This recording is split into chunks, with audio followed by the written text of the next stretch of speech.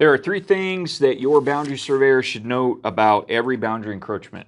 If they're doing a survey and they find encroachments, that's not uncommon at all to find small encroachments when we're doing a boundary survey.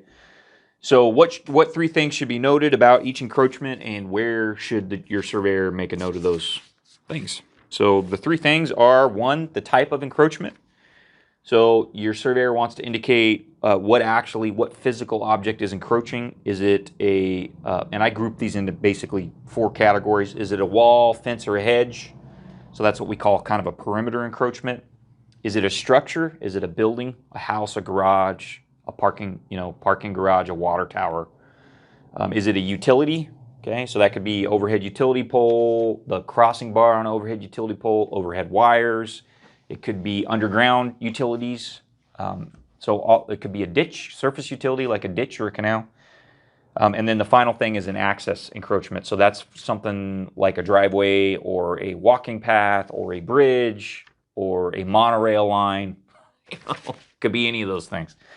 So they want to. Your surveyor wants to know what is the type of encroachment. Which of those categories does it fall into? The second thing is they want to note the extent and depth of the encroachment. Okay, and those are not the same thing. So depth means how far into the foreign parcel does the encroachment go? Is it a tenth of a foot or is it 100 feet? There's a big difference there. Typically small encroachments are ignored. You also have the issue of, how accurately can a surveyor measure and how accurately can you really resolve a boundary? So at some point, you're splitting hairs, but certainly large encroachments happen. So your surveyor wants to know, what is the depth into the foreign parcel of the encroachment. They also want to note the footprint and area of the encroachment. So it's not just how far it extends into the parcel, but how much area is encroached upon. What's the exact footprint? That could become very important. And then finally, the third thing they want to note is what's the impact on use. So the surveyor wants to note, how does this encroachment impact the use of the foreign parcel that's being encroached upon, and also how does it impact the use of the existing parcel, the parcel that's encroaching. So I'll give you an example.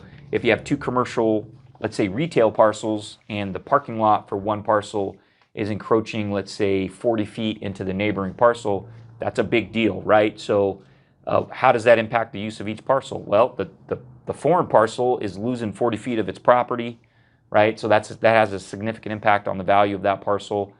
The parcel that's doing the encroaching, it's got a large portion of its parking lot on the neighbor's lot. So if you go to resolve that encroachment, they're going to potentially lose the parking. Those could be required parking spaces under the zoning. So the surveyor should try and get a handle on that, what the potential impacts could be.